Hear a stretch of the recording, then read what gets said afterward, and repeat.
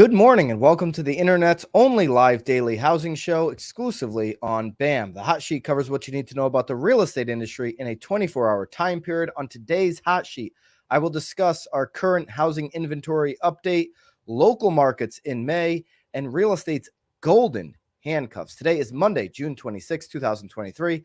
I am Byron Lazine, and the hot sheet starts now.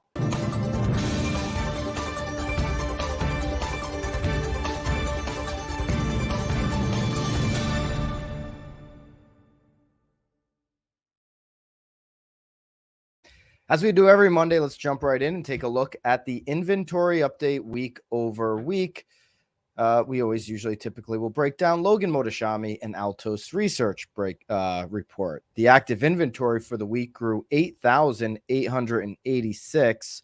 Just looking back on last week, the report was 8,041. So active inventory finally starting to go up, but you're going to be shocked how much active inventory we gained this same week last year. I'll get to that number in just a second. We're hoping for numbers that reflect tens of thousands this time of year. Okay. Glad to see where everybody's tuning in from Denver and Austin and all kinds of different places. I'm back in my Naples studio here for a couple of days, and then I'll be back up in Connecticut. Okay. So going back to these numbers here, the peak so far for this year, we're under peak, has been 472,680. That's the active number of homes on the market. Okay. Active listings for this week in 2015 was 1,179,000. Right now we're below our year peak and we're at 459,907. So that's up from the 451. But the same week last year, we went from 415,000 to 441,000 plus active listings. So technically, we're still below where we were on active inventory this time last year, but you're starting to see the gap close significantly. Okay, we're less than 20,000 homes away from crossing the point of inventory last year, meaning we could have less inventory come the middle of the summer this year than we did last year. Last year, of course, was the all-time low for active inventory here in the U.S. Let's take a look at some of the charts. I have them all available for you down below by just signing up for BAMX. Join me in BAMX so you can get access to all of the hot sheet daily downloads, as well as all the courses, the private community, and the live streams. So here you go. There's that number at the top right. 441,000 was same week last year. For inventory, we're at 459,000. So we're about to be even if this trend continues. If we don't get a burst of inventory here, the trend is going to be that we will be even or lower with last year. And you can see that those two lines here, they're about to cross, and they're not. This black line, 2023, is not moving up at the same rate that 2022 did. This is 2022 is what historically happens in the summer. You start to see this rapid increase in inventory as home sellers missed the spring market. There's more demand in the spring market every year. We're getting further every day away from that demand, and we're not seeing that many sellers come onto the market or that much inventory accumulate onto the market as buyers start to move away from the market. All right. So this is another way to look at active inventory. This one's according to Realtor.com. The first chart was Altos Research. So you can see that active inventory, according to Realtor.com, would be not only higher than 2022, but also 2021, but well below 2020, 17, 18, and 19. And this chart, when we're looking at active inventory from Realtor.com, does show us, again, getting pretty close to getting even with last year. Okay, not as drastic as Altos. Here's the new listings. Here's the reason why new listings continue to just trickle in. We're trending all-time low for the year on new listings coming onto the market as sellers don't want to put that home onto the market. And here's realtor.com showing the same thing well below any time period from 2017 to 2022. So new listings continuing to struggle. We are seeing some inventory come back. We've picked up 16,000 in the last 2 weeks. Of course, the same week last year, we picked up over 25,000. NAR total inventory levels historically is between 2 and 2.5 million.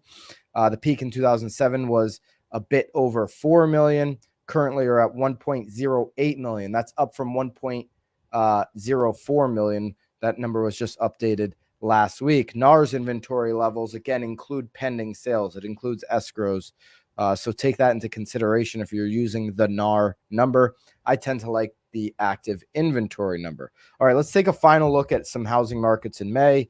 This is according to Calculated Risks Substack. Love the data that he puts together, Bill McBride. And let's just take a look. I've got all of these charts down below for you. So, or these tables rather down below for you so you can grab them. We're going to go local markets. So chime in if you want any local market, if you want me to highlight any local markets that I miss. Okay. So first chart here is going to be a table comparing year over year, not seasonally adjusted. So a lot of the data that we look at is seasonally adjusted. This is NSA, not seasonally adjusted. Declines in sales since January 2022 from National Association of Realtors. And here we go. Let me just jump right into that. So here we go. Existing home sales, not seasonally adjusted year over year. January 2022, NAR, we were down 3.8%. Local markets down 4.3%. I'll get into what those local markets are here in just a second. November and December and January, that was the peak time period for this existing home sale drop, okay, of year over year measurement, minus 35%, November, December, and January, according to NAR, and pretty similar for the local markets. We are now down, according to NAR, to 18.2% on existing home sales, total of transactions, and local markets that we're going to cover here in a second, down 17.4%. Okay, so that is one way to look at May. And let's take a look now at active inventory for local markets, because we've been looking at inventory in the macro. Let's now kind of dig down and take a look. Okay, so I'm going to go first here into, I'll just go alphabetical order. Alabama has a year over year 23% increase in active inventory. So there are some places across the country where they have significant pops. Alabama would be one of them, month over month, 2%. Albuquerque's down 4.4%, and month over month down 1%. Atlanta is up 28.3% on active inventory, month over month down 0.7%. Anybody in Atlanta in the live chat, love to know how this is impacting the market, this increase in inventory. Austin, I see Jeremy Knight's in here. Love to know if this number is what you're seeing, 100% increase year over year and 8.1% month over month on the active inventory. If you can fact check Calculated Risk blog for me, I'd appreciate that. Boston's up 1.4%, month over month 8.3%.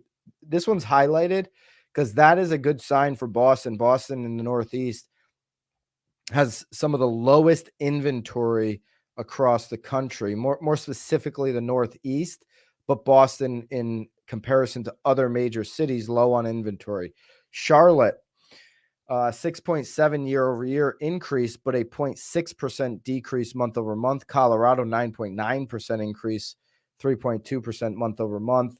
Look at Dallas, Don, but that number is different depending on which counties they include. So Dallas, there we go. We have Dallas right here. Dallas is up 53% year over year and 6.5% month over month. Connecticut, one of the markets in the Northeast that is just getting crushed inventory wise year over year.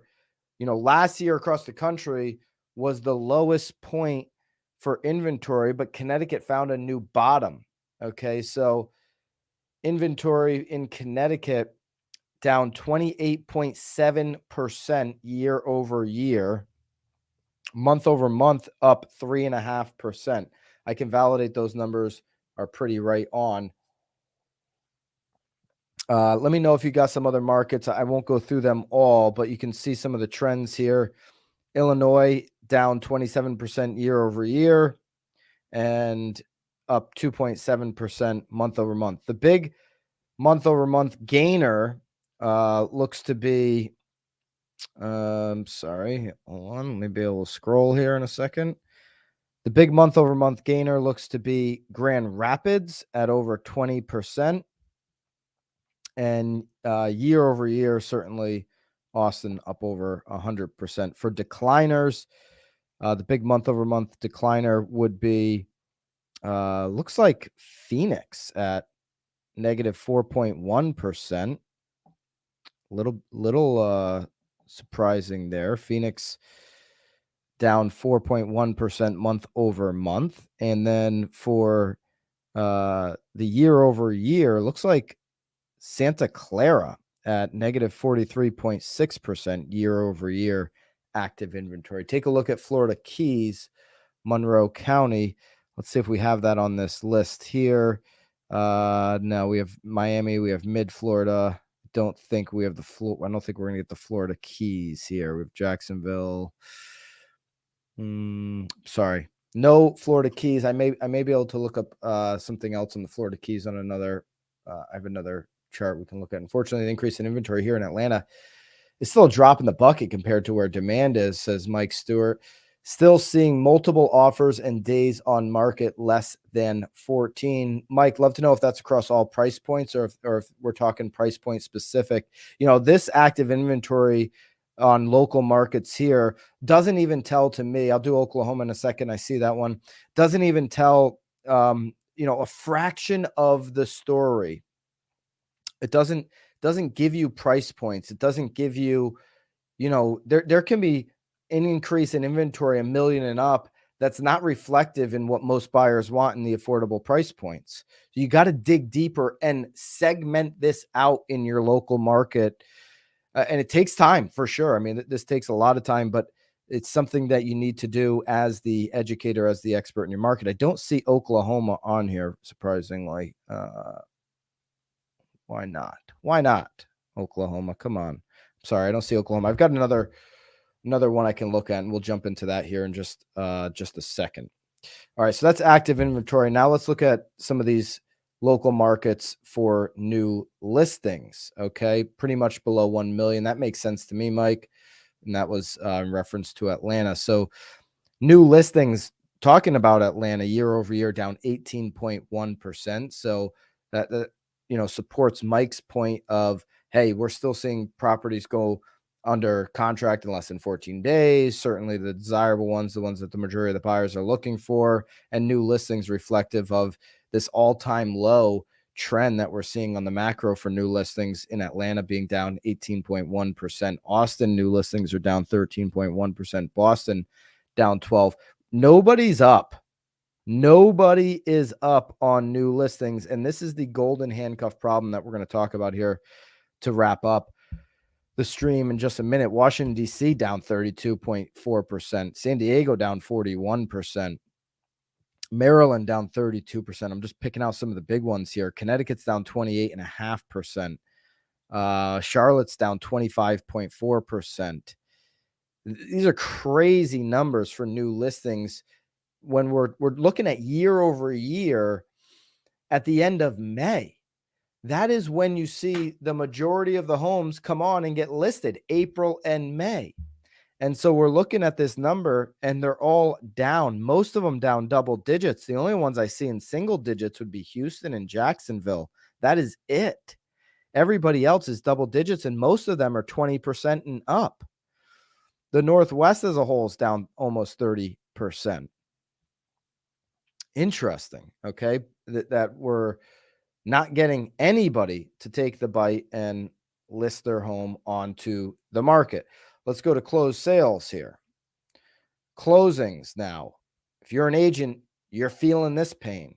Most agents can certainly recognize that this is happening in their market.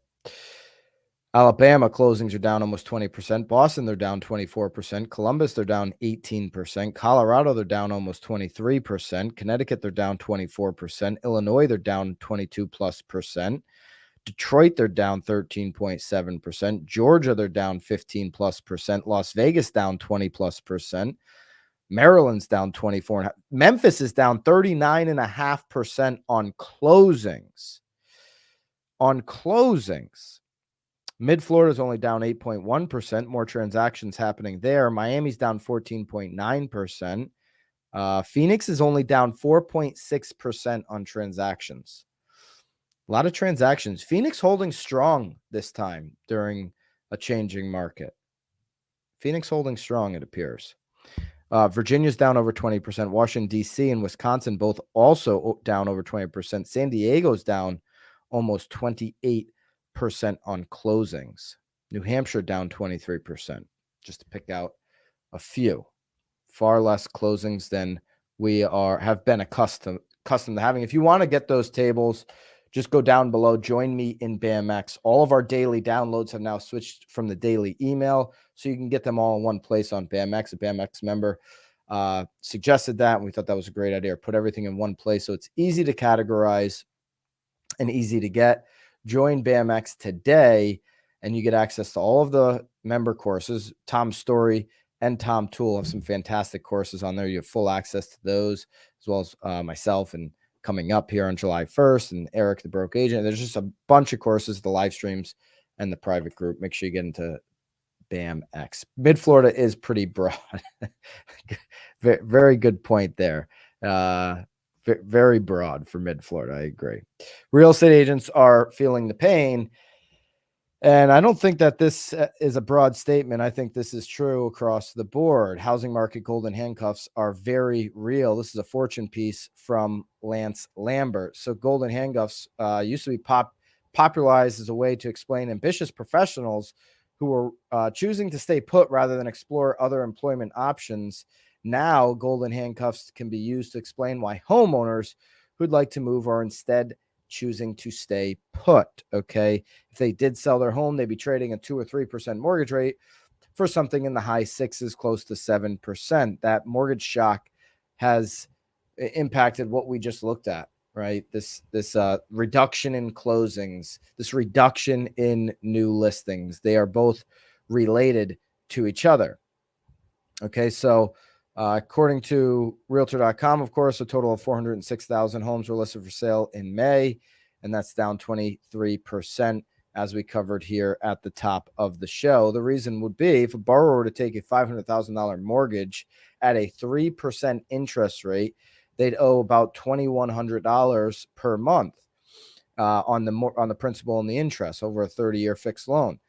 At a 7%, the payment would be $3,327. So that is $1,200 more per month for the same $500,000 mortgage. So that is why we're seeing this golden handcuff. And so now we can go into new listings by month. And if we want to shout out a market, and I know we had, for example, Oklahoma that we missed. Remind me in the comments here what else we missed. I'm going to go to Oklahoma and see if I can get this here just for new listings by month. Just another way to look at this. This is data coming from Realtor.com now. The last one was mostly NAR data as well as some local MLSs mixed in there on the calculated risk blog. Let me take a look and find Oklahoma. I think we have Oklahoma City in here. We should have at least Oklahoma City. There it is. There's Oklahoma City. Don't know if that's going to be reflective of where you were looking at for Oklahoma, but we had new listings up month over month. Total new listings for the month, 2,196 in comparison to last May, where you had 2,868 number of homes coming onto the market for Oklahoma City. If there's another market that you'd like to take a look at, just drop it into the comments for new listings by month. I'll take a look here at the Northeast and go to Providence. Is up month over month, 1,400 in comparison to 1,900 the year prior. I'll take a look at Virginia Beach here, 2,500 new listings. Is up every single month this year, but it was 3,400 new listings same month last year. Take a look here at let's take a look at the Northeast again. Rochester, just over 1,000. It's actually in line with 2020, down from last year at 1,300. Let's go to New Haven, Milford, down from last year at 1,064, 1,100 last year, and up considerably, though, month over month. So finally starting to see some reprieve there. Go to Colorado Springs, 1,454 new listings. They had 2,072 last year, which was actually in line with the peak over the last 6 years of 2017. All right, local markets, digging down even further than this, I'd advise every single real estate professional and educator to go even down further than that. What does it look like? Where's the majority of the 2,000, 3,000 new listings in a given month in your market coming on? Are they coming on under 500, 500 to a million and up? Break it down per price point so that a consumer doesn't get confused thinking that that's the specific price point that they're looking at. You want to break it down per price point so that you have the information for each and every buyer. The one thing that is going to be keeping our eyes on here all this week, as we always do, is the 30-year fixed rate. And to do that, we've got to take a look at the 10-year. The 10-year is, just down just a bit here to start the week, 3.735. Last week, we ended the week on the Mortgage News Daily Survey at 6.92 on Friday for the 30-year fixed. The Freddie Mac 30-year fixed weekly did come down to 6.67. So we've seen a 0.2 reduction 3 weeks in a row from 6.71 to 6.69 to 6.67. So 6 3/4, depending on credit, could be as high as 7%, depending on the buyer and the location, of course. All right. There you go. That's your start to the week. We'll be back here tomorrow, as we always are, live at 9:30 Eastern, 6:30 Pacific time on the Hot Sheet. Hope you have a great Monday. And until then, toodaloo.